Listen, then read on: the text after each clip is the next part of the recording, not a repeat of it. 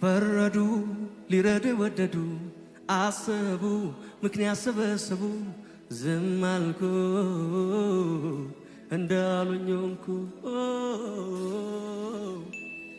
ለበጎ ነው ቢሉኝ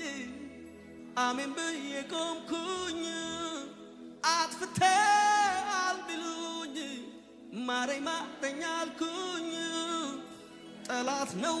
ያሉኝ ለት ቆምኩኝ ለጦርነት የዘው ቆሙኝ አድነኝ አልተውኩኝ ሊሰራ ነው ታገስ እሺ አልኩኝ ጥርሴን ነከስኩኝ እምነቴን አበረታው ቆምኩኝ በረታው ጸናው አንዳንዴ ሕይወት እንዲህ ነው